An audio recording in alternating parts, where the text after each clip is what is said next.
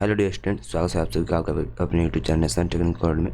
आज के इस वीडियो में हम लोग देखेंगे पॉलिटेक्निक डिप्लोमा सॉल्व पेपर जो फर्स्ट है कम्युनिकेशन सेकंड का, तो उसके बारे में हम लोग डिस्कस करेंगे। तो चलिए इसको सॉल्व करते हैं। सॉल्व करके बता दें दोस्तों, अगर आप हमारे चैनल पर नए हैं तो चैनल को सब्सक्राइब कर लें तथा बेल आइकन को दबा लें ताकि डेली का जो है आपको अपडेट मिलता रहेगा।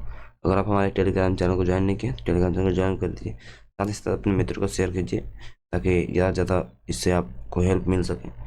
तो चलिए वीडियो को शुरू करते हैं। सबसे पहले बता दें दोस्तों कि जो फर्स्ट नंबर क्वेश्चन आता है यानी 2.5 घंटे समय होते हैं। जो फर्स्ट क्वेश्चन होता है उसमें आपको 2 सेक्शन होते हैं, ए और बी। ए सेक्शन में आपको प्रीपोजिशन फिलिंग के लिए दिया जाता है और दूसरे सेक्शन में आपको क्वेश्चन वगैरह बनाने के लिए दिया है या फिर कुछ दूसरा भी आ सकता है। तो सबसे पहले ये लोग देते हैं जो फर्स्ट क्वेश्चन होता है फर्स्ट एक का हम लोग सॉल्व करते हैं। सबसे पहले दिया है दोस्तों, complete the following sentences by using abbreviate simple preposition. इसको हम लोग सॉल्व करते हैं। सबसे पहले तो जो फर्स्ट नंबर क्वेश्चन दिया है इस पर दिया है the sun rises dash the east. आप लोग को सबसे पहले बता दें कि आप लोगों को पता होगा जो यूनिवर्सल ट्रूथ होता है, यहाँ पे यूनिवर्सल ट्रूथ से मतलब नहीं है। यहाँ पे आप लोग को ये देखना है कि द सन राइजेज, यहाँ पे आप लोग क्या भर सकते हैं। सबसे पहले बता दोस्तों, यहाँ पे जो भरने से पहले आपको प्रीपोजिशन कुछ ध्यान रखना होगा। इसके लिए आपको प्रीपोजिशन कुछ पढ़ना होगा, जो पहले के हमारे वीडियोज़ हैं उन पर आप पढ़ सकते हैं या फिर जो हमारा दूसरा चैनल है उस पर जाकर पढ़ सकते हैं। ठीक है, तो इस पे प्रीपोजिशन आपको पढ़ने के लिए जो द सन राइजेज डैश की जगह पे आप लोग इन लगाएंगे, क्योंकि जब सूर्य उगता है वो किस दिशा में उगता है यानी पूर्व में उगता है, तो यहाँ पे इनका प्रयोग है। ठीक है, और जो सेकंड क्वेश्चन है वो है आपको keep looking dash you find him. उसको मतलब देखते रहो डैश यू फाइंड हिम, जब तक तुम उसको नहीं पा सकते हो, यानी उस देखते रहो जब तक कि वह मिल नहीं जाता, यानी टिल। इसका यहाँ पे टिल का इस्तेमाल किया जाएगा। Keep looking till you find him. उसके बाद तीसरा नंबर क्वेश्चन है आपका the teacher said dash the chair.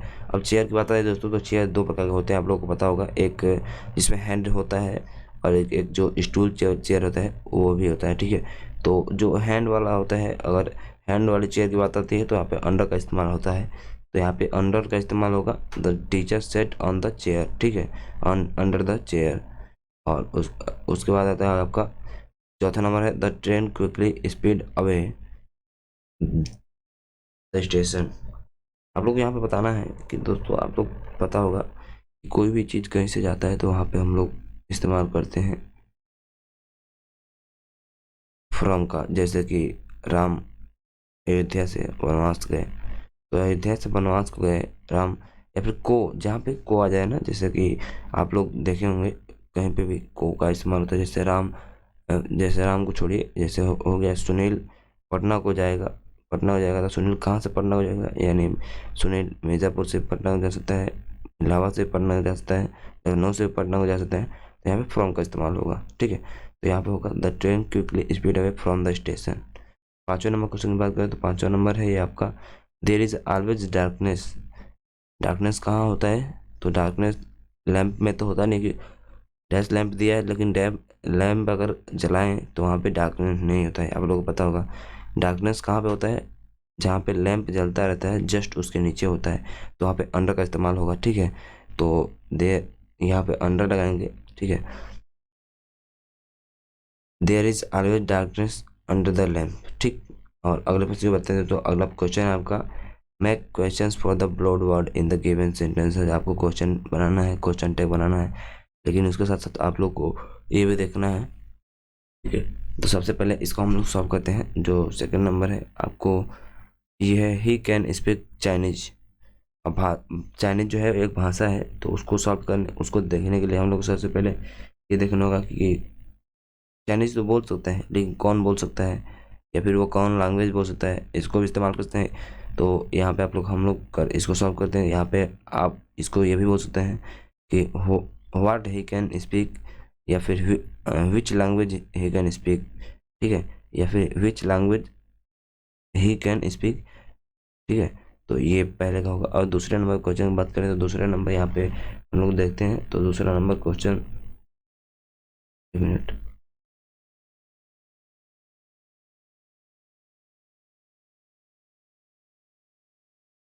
Second number question की बात करें तो सेकंड नंबर जो क्वेश्चन आता है यहाँ पे ये जो है आपका they are living tonight. वे आज रात जा रहे हैं। ठीक है, छोड़ रहे हैं यानी यहाँ से जा रहे हैं। तो यहाँ पे हम लोग डिस्कस करेंगे सबसे पहले कि कौन जा रहा है, कहाँ जा रहा है, या फिर कब जा रहा है। ठीक है, 3 क्वेश्चन बनते हैं यहाँ पे, हम लोग इसका इस्तेमाल करेंगे क्योंकि कौन जा रहा है यहाँ पे एक क्वेश्चन टैग हो जाएगा। लेकिन हम ये भी बताना नहीं है कि हम लोग को मतलब कोई जा रहा है क्वेश्चन टैग आप लोग पढ़ेंगे तो आपको इस बात की जानकारी होगी। तो यहाँ पे हम लोग व्हेन का इस्तेमाल करेंगे, यानी व्हेन दे आर लिविंग, यानी वे लोग कब जा रहे हैं। ठीक है, तो यहाँ पे WHAN का इस्तेमाल करते हैं। ठीक, अगले प्रश्न में बढ़ते हैं। तो दोस्तों अगला प्रश्न है आपका, द प्ले वाज इंटरेस्टिंग, जो सुंदर था, क्या था, मज़ेदार था, खेल मज़ेदार था। ठीक है, यहाँ पे खेल की बात करते हैं तो यहाँ पे खेल में आपको आ जाएगा जो सबसे पहले है खेल आज मतलब खेल इंटरेस्टिंग था। तो खेल कैसा था यहाँ पे भी हो सकता है, या फिर कैसा था खेल, आप इसका भी इस्तेमाल कर सकते हैं। तो यहाँ पे आप लिख सकते हैं कि हाउ वाज द प्ले। ठीक है, हाउ वाज द प्ले, यानी प्ले कैसा था। ठीक है, और उसके बाद बात करें चौथे नंबर क्वेश्चन की, तो they go to the movies every Saturday, यानी वे मूवी को जाते हैं एवरी सैटरडे, हर सैटरडे को जाते हैं। ठीक है, तो यहाँ पे आप लोग बात करते हैं सैटरडे की बात आती है, तो यहाँ पे they go to the movie every Saturday, यानी ये मूवी को जाते हैं प्रत्येक सैटरडे को। ठीक है, तो यहाँ पे हम लोग बात करेंगे जब प्रत्येक सैटरडे की बात आती है तो वहाँ पे आप लोग का देखना चाहिए जो कब जाते हैं। यहाँ पे आप लोग को ऐसे भी आप लोग पता चला है कि कब जाते हैं। अगर आप किसी को क्वेश्चन टैग में लगाते हैं तो उसको आप लोग कब का इस्तेमाल करने के लिए आप इसका इस्तेमाल कर सकते हैं। तो ये आप यहाँ पे व्हेन का इस्तेमाल होगा, when they go to the movie every. या फिर यहाँ पे आप ये भी आ सकते हैं कि which day they go to the movie. ठीक है, मतलब कौन सा दिन, आप ये भी पूछ सकते हैं। 5वें नंबर क्वेश्चन का आप लोग को हम कमेंट बॉक्स में कमेंट करके बताइए क्या होगा इसका आंसर। ही वीक्स अप अर्ली। ठीक है, तो इसका आप लोग कमेंट करके बताइए। 6ठे नंबर क्वेश्चन की बात करते हैं दोस्तों, तो 6ठा नंबर तो क्वेश्चन है, सेकंड क्वेश्चन की बात करते हैं। तो इसमें भी आपको 2 अटेम्प्ट में दोनों को अटेम्प्ट करना है। तो पहले नंबर पे आपको आता है what is the preposition, name the type of preposition. तो दोस्तों प्रीपोजिशन के बारे में आप लोग को बता दें, प्रीपोजिशन होता है जो इंडिकेट करता है relationship between two noun and pronoun. ठीक है, अब यहाँ पे नाउन एंड प्रोनाउन का रिलेशनशिप होता है, तो नाउन और प्रोनाउन का रिलेशनशिप नाउन और प्रोनाउन से होता है, इतना आप लोग ध्यान में रखिएगा। ठीक है, और ये 5 प्रकार के होते हैं, simple preposition, double preposition, compound preposition and participle preposition, phrasal preposition. तो फ्रेजल प्रीपोजिशन, सिंपल प्रीपोजिशन की बात करें तो सिंपल प्रीपोजिशन जो होता है वो formed by a single word होता है, यानी उसको हम लोग एक सिंगल वर्ड से दर्शाते हैं। और जो डबल प्रीपोजिशन होता है, यानी दो सिंपल प्रीपोजिशन को जोड़ने से डबल प्रीपोजिशन बनता है। ठीक है, तो इतनी इस सब बातें आप लोग ध्यान में रखिएगा। ठीक है, और साथ साथ बात बताएं दोस्तों, अगर आप कंपाउंड प्रीपोजिशन की बात करें तो कंपाउंड प्रीपोजिशन जो होता है वो होता है प्रीपोजिशन के साथ आप लोग अगर आप जोड़ देंगे नाउन के साथ एडजेक्टिव जोड़ देते हैं। ठीक है, या फिर एडवर्ब जोड़ देते हैं तो वहाँ पे कंपाउंड प्रीपोजिशन आता है। ठीक है, और पार्टिसिपल प्रीपोजिशन जो होता है, पार्टिसिपल प्रीपोजिशन सिंपल ये होता है कि जैसे कोई भी प्रीपोजिशन है उसमें अगर आप ING जोड़ देते हैं। ठीक है, जैसे एक्सेप्टिंग हो गया, आपका पेंडिंग हो गया, बाद फॉलोइंग हो गया। ठीक है, ब्रिंगिंग हो गया। तो यहाँ पे आप लोगों को पार्टिसिपल प्रीपोजिशन जो होता है वर्ब प्लस ING होता है। ठीक है, और बात करें फ्रेजल प्रीपोजिशन की, तो फ्रेजल प्रीपोजिशन होता ये है कि जो कनेक्ट करता है, यानी जैसे फंक्शन एज ए कनेक्ट करता है प्रीपोजिशन को सेंटेंस के साथ। ठीक है, तो यहाँ पे नाउन पर नाउन के साथ ही फ्रेजल टू कनेक्ट करता है। यहाँ पे हम लोग पार्टिसिपल फ्रेजल प्रीपोजिशन को समझ सकते हैं, जैसे कि ऑन अकाउंट ऑफ, या फिर इन रिग्रेट टू। ठीक है, एज लॉन्ग एज और इन फ्रंट ऑफ, ऐसे ये सब पार्टिसिपल फ्रेजल प्रीपोजिशन है। ठीक है, और उसके बाद दूसरा नंबर हम लोग सब क्वेश्चन को देते हैं। ये दिया है what do you understand by conjunction, explain it with example. Conjunction के बारे में हम लोग बताइए। ठीक है, तो इसको आप लोग अच्छे से याद कर लीजिएगा क्योंकि कंजक्शन आप लोगों को पता है कंजक्शन क्या होता है। कंजक्शन जो होता है, conjunction can be define as the word which use to connect words. ठीक है, 2 शब्दों को जोड़ने के लिए डिफाइन हो सकता है। ये क्लॉज को फ्रीज होता है, सेंटेंस होता है, और coordinate word in same clause. ठीक है, तो यहाँ पे कंजक्शन को आप लोग अच्छे से याद कर लीजिएगा। ठीक है, और बात करते हैं दूसरे नंबर के दूसरे क्वेश्चन की। ये है आपका explain in the past perfect continuous tense with example. अब बात करते हैं पास्ट परफेक्ट कंटिन्यूअस की, तो आप लोग ये जो 3 प्रकार के टेंस होते हैं, प्रेजेंट, पास्ट, फ्यूचर, इनके 12 जो रूप होते हैं, उन सभी को आप लोग अच्छे से याद कर लीजिएगा, क्योंकि दोस्तों या तो ये डिफिनेशन लिखने के लिए आ जाएगा या फिर आपको देगा ये आपको टेंस चेंज करने के लिए देगा, ठीक है।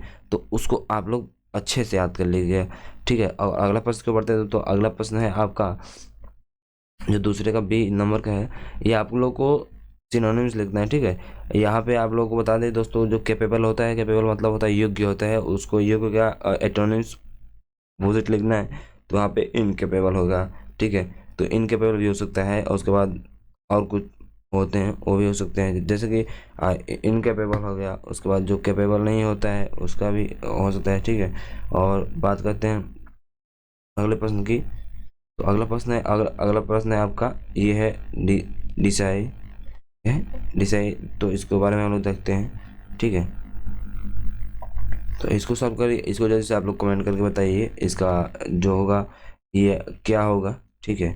तो इसका जो क्षय होता है, ठीक है, क्षय मतलब क्या होता है एक्चुअली, क्षय होता है, डिसाई मतलब होता है क्षय होता है, ठीक है। तो क्षय मतलब होता है नुकसान, तो नुकसान का जो एटोनिम्स होगा वो प्रोग्रेस होगा, ठीक है। और बात करते हैं सिनोनिम्स की, तो यहाँ पे सिनोनिम्स का आप लोग पहले का सिनोनिम्स जल्दी से कमेंट करके बताइए, ठीक है। तो ये जो होता है सिनोनिम्स की बात करते हैं, तो जो होता है फ्रिंकल होता है, फ्रिंकल मतलब होता है यहाँ पे उसका भुंगर होता है, ठीक है। तो भुंगर के बारे में आप लोग बता दें, भुंगर जैसे भुंगर होता है उसको बोलते हैं नाजुक वस्तुएं जो होती हैं, वीक होता है, ठीक है। तो इसको आप लोग अच्छे से याद कर लीजिएगा जो सिनोनिम्स होगा। सिनोनिम्स हम एक दिन आपको सिनोनिम्स का पूरा लिस्ट दे देंगे, जिसमें कि आप लोग को जो मेन होगा उसके बारे में आप लोग को बता देंगे, ठीक है। तो इसको भी आप लोग अच्छे से याद कर लीजिएगा। और बात करते हैं यहाँ पे जो लिबरल मतलब होता है, ठीक है, तो इसको बोलते हैं उदारवादी होता है वो, ठीक है। तो उदारवादी जो होता है तो उसको हम लोग बोलते हैं जो उसका है, इसका आप लोग सिनोनिम्स याद कर लीजिए, ठीक है। इसको अच्छे से याद कर लीजिएगा, क्योंकि जो सिनोनिम्स दोस्तों देखिए, सिनोनिम्स आते कम, आपको 2 वर्ड लिखना होगा लेकिन आपको अच्छे मार्क्स मिल जाएंगे, ठीक। तो आप लोग इस बात का याद रखिएगा, ठीक है। तो आप लोग इसको जो है इसको आप लोग अलग अलग करके याद करते हैं। उदार व्यक्ति जो होता है, जीनियस पर्सन जो होता है, ये तो ये जीनियस को आप लोग अच्छे से याद करिए। जो लिबरल मतलब होता है उदार ही होता है, ठीक है, उदार होता है। तो उसके बाद आते हैं तीसरे प्रश्न पे दोस्तों। तीसरे प्रश्न है आपको लिखना है पैसेज को, आप क्वेश्चन को रीड करना है, ठीक है। और पैसेज को रीड करने के बाद उसका आपको आंसर लिखना है, ठीक है। तो बात करते हैं यहाँ पे दोस्तों पैसेज को रीड कैसे करते हैं। तो पैसेज को रीड करने से पहले तो बात आप लोग को बता दें, पैसेज को रीड करने से पहले आप लोग अच्छे से उसको 2 या 3 बार अच्छे से पढ़ लीजिएगा। 2-3 बार आप लोग आंसर लिखने से पहले पढ़ लीजिएगा। जैसे how can you best improve your English depend on where you live, मतलब कैसे आप अपने इंग्लिश को बढ़ा सकते हैं, डिपेंड्स ऑन वेयर यू, आप लोग उसका निर्भर इसके ऊपर निर्भर करता है कि कहाँ आप रहते हैं, एंड द पार्टिकुलरली ऑन, और उसके बाद वेदर पे भी डिपेंड करता है, मौसम और उसके इंग्लिश कम्युनिटी वहाँ के जो कम्युनिटी होती है उसके पे ऊपर डिपेंड करता है, ठीक है। If you here English speaking every day mix freely और विथ इंग्लिश पीपल, अगर आप डेली सुनते हैं जो मिक्स करके फ्रीली और इंग्लिश लोगों के साथ सुनते हैं, तो भी आप अच्छे से याद कर इंग्लिश सीख सकते हैं। And that can on the whole, और वो जो होता है चारों तरफ हो सकता है, एन एडवांटेज, यह है फ़ायदा है, ठीक है। तो ऑन द अदर हैंड, दूसरे जगह बात करें तो it is the often confusing to have the whole language proud over you at once, ठीक है। तो यहाँ पे बात करते हैं तो ये जो होता है एक कन्फ्यूजिंग लैंग्वेज होता है, जैसे सभी लैंग्वेजों में कन्फ्यूजिंग लैंग्वेज होता है, ठीक है। और आइडियली जो होता है, ideally step by step course should A company और लीड टू हिज एक्सपीरियंस, ठीक है। तो जो होता है ये जो कोर्स होता है, एक कोर्स के माध्यम से अभी आप लोग अच्छे से कंपनी के साथ ही साथ धीरे धीरे लीड एक्सपीरियंस भी ले सकते हैं, ठीक है। तो इसको आप लोग इतना अच्छे से आप लोग 2 या 3 बार, आप लोग को हिंदी नहीं आ रहा कोई बात नहीं यार, आप लोग इंग्लिश टू इंग्लिश पर आप लोग 2 या 3 बार आप लोग इसको पढ़िए, ठीक है। और उसके बाद आप लोग इसको सॉल्व कर सकते हैं, ठीक है। तो यहाँ पे आप लोग सिंपल से आप लोग बताएं दोस्तों, जैसे कि इतना बड़ा दिया हुआ है, लेकिन अगर आप इसको बना के लिखेंगे, और इसको बना के नहीं लिखना है, ठीक है। यहाँ पे आप लोगों को क्वेश्चन दिया हुआ है दोस्तों, आप लोग क्वेश्चन को ध्यान से देखिए। When can you learn English faster, आप लोग इंग्लिश फास्टर कब लर्न कर सकते हैं। तो दोस्तों यहाँ का जो इसका आंसर दिया हुआ है आप लोग सिंपल से देख सकते हैं कि if we live in an English community, अगर हम लोग इंग्लिश कम्युनिटी में रहते हैं तो हम लोग इंग्लिश फास्टर सीख सकते हैं। ये भाई सिंपल सी बात है। अगर आप जैसा जहाँ का देश होता है वैसा आप लोग को लैंग्वेज कल्चर वगैरह सब सीखना पड़ता है। तो वैसे ही बात आती है। और बात आती है इसको जो क्वेश्चन बहुत लोग होते हैं बड़ा बड़ा क्वेश्चन लिखते हैं, ये डजेंट मैटर ब्रो कि आप लोग क्या लिखना है, ठीक है। और बात करते हैं what does the author recommended to learn English. जो इंग्लिश के लिए ऑथर क्या रिकमेंड करता है आपको, तो इसमें आप लोग आप स्टेप बाय स्टेप मेथड को रिकमेंड कर रहा है या फिर आपको इंग्लिश कम्युनिटी में रहने के लिए रिकमेंड कर रहा है। तो आप इतना बड़ा बड़ा ना लिखिए, क्योंकि जो आपको जो एग्जामिनर होता है वो आपका नंबर देने के लिए, ठीक है, आपको नंबर देने के लिए अच्छा आपको आंसर खोजता है जो कि एकदम श्योर फिट करता हो, ठीक है। और उसके बाद साथ ही साथ तीसरा नंबर जो क्वेश्चन है, what does the author recommend to the for improving English. जो इंग्लिश को इम्प्रूव करने के लिए क्या है, extensive reading and intensive reading. और जो होता है एक्सटेंसिव रीडिंग एंड आप लोग देखें यहाँ पे, आप लोग अगर आप लोग इसमें पढ़ेंगे तो इसमें आप लोग एक्सटेंसिव और इंटेंसिव दोनों आप लोग देखेंगे, ठीक है। तो आप लोग अच्छे से आप लोग केवल देखिए यहाँ पे एक्सटेंसिव और इंटेंसिव दिया हुआ है, ठीक है। तो यहाँ पे normally help you to get the increase insert the extra reading by the there by improve your English, ठीक है। तो इसको आप लोग अच्छे से याद कर लीजिए। तो ये सब याद करने वाली बात नहीं है, आप बता दें याद करने वाली बात नहीं है, इसको आप लोग सॉल्व कीजिए बस, ठीक है। यहाँ पे आप लोग अगर आप इसको सॉल्व करते हैं, सॉल्व क्या करना है आप लोगों को 2 या 3 बार, जब पेपर हो रहा है वहीं पहले ही 2-3 बार पढ़ लीजिए, 2 बार पढ़ लीजिए, और उसके बाद फिर जब पेपर आंसर लिख रहे हैं तब 2 बार पढ़ लीजिए, ठीक है। और चौथा क्वेश्चन है, how can reading help you to learn English. English आपकी कैसे मदद कर, पढ़ाई आपको कैसे मदद करती है इंग्लिश पढ़ने में। तो यहाँ पे दोस्तों जो होगा गेस्ट फ्रॉम द कंटेक्स्ट, यानी कंटेक्स्ट के थ्रू मदद करते हैं, ठीक है। और पांचवा जो क्वेश्चन है, learning and English depend on which factor. तो जो फैक्टर होता है वो होता है एनवायरनमेंट और कम्युनिटी होता है। आप लोगों को पता होगा कि जो जैसे आप एक अच्छे दूसरे देश में रहते हैं, वहाँ पे सभी लोग इंग्लिश बोल रहे हैं तो आपको इंग्लिश बोलना आ जाएगा। और साथ ही साथ आप एक ग्रामीण क्षेत्र में रहते हैं तो आपको इंग्लिश बोलने सीखने के लिए आपको कुछ फीस वगैरह पे करने पड़ते हैं या फिर आपको बुक्स वगैरह खरीदने पड़ते हैं।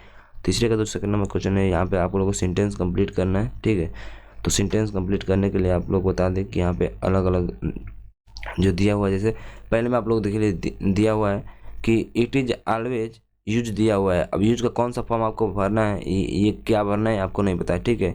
यहाँ पे आप लोग को अच्छे से बता दें दोस्तों कि जो यहाँ पे प्रीपोजिशन फिल करना है, जो प्रीफिक्स है उसको फिल करना है, ठीक है। तो it is always use to carry some cash with you in case of emergency, यानी इमरजेंसी केस में आपको पैसे लेना, कैश पैसा है उसको लेना आवश्यक होता है, ठीक है। तो यहाँ पे यूज तो नहीं होगा क्योंकि यूजफुल यहाँ पे हो सकता है, ठीक है। तो यहाँ पे यूजफुल का इस्तेमाल करेंगे, ठीक है। और बात यूजफुल का इस्तेमाल करते हैं, यूज में आप लोगों को क्या लगाना है, यहाँ पे इसका पहले नंबर जो है इसको यहाँ पे जो फुल है इसका इस्तेमाल करेंगे, ठीक है। और बात करें दूसरे नंबर की, तो यहाँ पे दूसरा नंबर क्वेश्चन आपको करना है, planning a holiday can be just as जो है क्या है एक्साइट है एज गोइंग हॉलीडे। यानी मतलब हॉलीडे की प्लानिंग जो करते हैं हम लोग प्लानिंग करते हैं तो वो जो होता है एक्साइट मतलब एक्साइटिंग हो सकता है कि हम लोग जा रहे हैं, ठीक है। तो यहाँ पे ING का प्रयोग है, ठीक है। एक्साइट में अगर आप लोग ING दें तो एक्साइटिंग हो जाएगा, ठीक है। तो अगले क्वेश्चन की बात करते हैं। अगला जो क्वेश्चन है, I found that this medicine is the most effect क्या होता है, इफेक्ट फॉर हेडेक, ठीक है, हेडेक।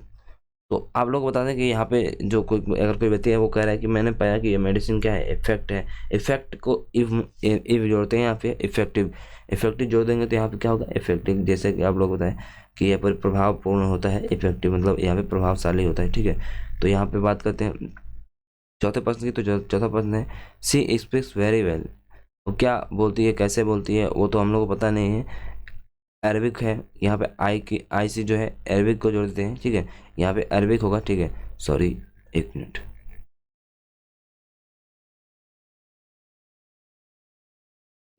यहाँ पे अरबिक जो है और यहाँ पे अरबिक का इस्तेमाल अरब में जो अरब है इसमें आई की जोड़ देते अरबिक हो जाएगा, ठीक है।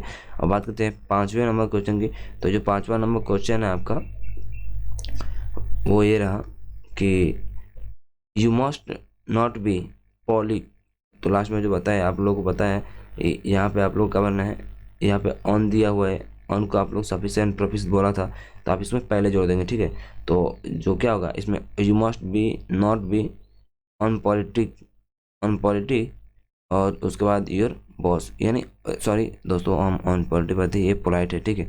तो यहाँ पे आप लोग को you must not be unpolite to your boss, यानी अपने बॉस के खिलाफ, मतलब अपने बॉस के प्रति आपको अनपोलाइट नहीं होना चाहिए, ठीक है। और तीसरे नंबर के दो थर्ड क्वेश्चन है, उसको कहते हैं, यहाँ पे दिया है on word of each following groups of word, मतलब यहाँ पे कह रहा है कि आप लोग को एक वर्ड देना है। जैसे government carried on by A absolute ruler, जो एब्सोल्यूट रूलर होते हैं उसके, एब्सोल्यूट रूलर जो होते हैं, एक जो गवर्नमेंट होती है चलाई जाती है, ठीक है।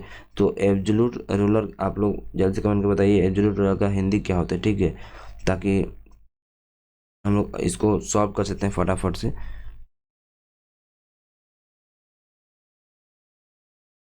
तो ये जो है इसका एब्सोल्यूट रूलर को फटाफट से आप लोग कमेंट करके इसका ये बताइए इसमें क्या होगा। देखिए दोस्तों, यहाँ पे एब्सोल्यूट रूलर की बात करते हैं तो ये होता है जो तानाशाही जो लोग होते हैं जैसे, ठीक है। तो यहाँ पे आपको हो जाएगा, और ये डिक्टेटरशिप जो होता है इसका होगा, ठीक है। और जो सेकंड है वहाँ पे है a place of keeping birds, यानी जहाँ पे चिड़िया रहती है, जहाँ पे चिड़िया को रखते हैं, ठीक है। तो जहाँ पे चिड़िया को रखते हैं उसको क्या कहते हैं दोस्तों, आप लोग फटाफट के कमेंट करके बताइए। जहाँ पे चिड़िया को रखते हैं वहाँ पे क्या, उसको क्या कहते हैं हम लोग, यानी पक्षीशाला उसको कहते हैं, ठीक है, एवरी, ठीक है, एवरी उसको क्या कहते हैं, पक्षीशाला। और तीसरा है अवॉर्ड हैविंग अपोजिट मीनिंग, यानी जो जिसका अपोजिट मीनिंग होता है वो क्या होता है, एंटोनिम होता है, ठीक है। One who believe in the fate, यानी फेट में जो बिलीव करता है क्या क्या होता है, आप लोग बता दीजिए। जो फेट में बिलीव करता है वो क्या होता है, जो दोस्तों जो फेट में बिलीव बिलीव करता है, यानी फेट क्या होता है, फेट मतलब होता है, आप लोग फेट मतलब होता है क्या ये बताइए पहले। जो फेट मतलब है उसको बता दें दोस्तों, फेट मतलब होता है भाग्य। तो जो भाग्य पे विश्वास करता है वो भाग्यवादी होता है, यानी फेटलिस्ट होता है, ठीक है। और जो होता है liable to be broken easily, liable to be broken easily, इसको फटाफट से कमेंट करके बताइए क्या होगा ये, liable to be broken only, ठीक है। तो इसको जल्दी से बताइए दोस्तों। ये जो लेवल टू भी जो लेवल होगा वो ब्रेकन बहुत आसानी से ब्रेक अगर हम कर सकते हैं तो उसको ये होता है ब्रिटेल होता है, यानी बहुत नाजुक होता है, ठीक है। और बात करते हैं चौथे प्रश्न, जो चौथा प्रश्न आप लोग को बता दें, यहाँ पे आप लोगों को लेटर लिखने के लिए आया है, यानी जहाँ जो सबसे पहले हमने बताया था कि लेटर राइटिंग आता ही आता है आप लोग को श्योर। अगर हम आपको चार लेटर राइटिंग एक वीडियो में आप लोगों को बता देंगे चार लेटर राइटिंग, तो उससे बाहर नहीं आएगा, इतना मैं श्योर हूँ कि जो चार लेटर राइटिंग हम बताएंगे अगर उससे बाहर आ गया तो फिर 100% गारंटी के साथ मैं कह रहा हूँ कि चार लेटर राइटिंग उसी में से आएगा, ठीक है। तो उसको आप लोग अच्छे से याद कर लीजिएगा। और बता दें दोस्तों, लेटर राइटिंग में जो होता है आपको कंटेंट ज़्यादा नहीं लिखना होता है, क्योंकि ये जो होता है कंटेंट आपको लेटर राइटिंग एक से डेढ़ पन्ने में लिखने होते हैं, ठीक है। तो साथ ही साथ इसको अच्छे से आप लोग इसको कर लीजिएगा, ताकि जो लेटर राइटिंग है यहाँ पे आप लोगों को, यहाँ पे आपको दे दिया है कि लेटर राइटिंग आप लोगों को दिया है, ठीक है, कॉरपोरेशन चंडीगढ़ के लिए दिया है। तो ऐसे ही आप लोग को अलग अलग कॉरपोरेशन के लिए आ गया है, ठीक है, जो कि फंक्शनिंग प्रॉपरली नहीं कर रहा है, ठीक है। कोई वस्तु आप लोग खरीदे हैं उसको कंप्लेंट करना है रिगार्डिंग तो फंक्शन नहीं कर रहा है वो, मतलब वर्क नहीं कर रहा है, ठीक है। और या उसको देखने या फिर उसको बदलने के लिए आपको इसमें लेटर लिखना है, ठीक है। तो बात करते हैं अगले क्वेश्चन की। तो अगला क्वेश्चन है आपका जो सेकंड नंबर है वो है right a circular regarding the operation. इसमें दोस्तों बता दें आप लोगों को एक ही करना होता है, ठीक है। जो चौथे प्रश्न का जो पहले है वो उसको एक ही करना होता है, तो आप लोग और में इसमें होता है, ठीक है। तो आप लोग इसको अच्छे से लेटर राइटिंग वगैरह हम आपको एक दिन बता देंगे, उसमें उसी में से आएगा, इतना श्योर रहेगा, ठीक है।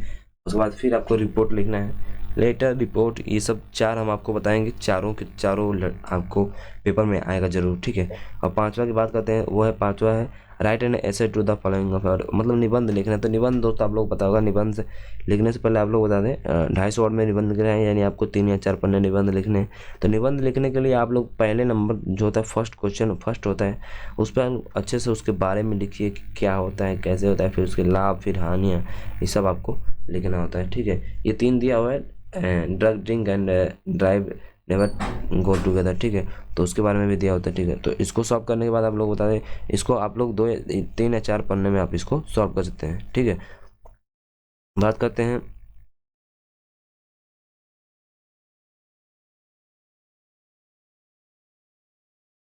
ये हो गया आपका पांचों प्रश्न खत्म हो गया। पांचों प्रश्न जो होते हैं 10 8 नंबर का होता है, ठीक है। तो इसको आप लोग अच्छे से आप लोग दोहरा लीजिएगा, क्योंकि इससे बाहर कुछ नहीं आएगा, ठीक है। और बात करते हैं ऐसा, ये जो सरल पट का ये सॉल्व पेपर है, ठीक है। तो इसमें से आप लोग को हम एक दिन उस टॉपिक उस पर भी डिस्कस देंगे, क्योंकि जो जो आप लोगों को हम एप्लीकेशन बताएंगे, या एप्लीकेशन जो लेटर राइटिंग रिपोर्ट राइटिंग होगा, उससे बाहर कुछ उसको वो 4 रिपोर्ट राइटिंग आप लोगों को देंगे हम, ठीक है। तो उससे बाहर नहीं आएगा, इतना श्योर है, ठीक है। तो आज के इस वीडियो में हम लोग इतना ही जानेंगे, ठीक है। और अगला जो पेपर सॉल्व पेपर होगा हम लोग नेक्स्ट में सॉल्व करेंगे, ठीक है। तो उसके लिए बहुत बहुत धन्यवाद। और दोस्तों वीडियो को लाइक करें तथा चैनल को सब्सक्राइब भी कर लें और शेयर कीजिए। धन्यवाद।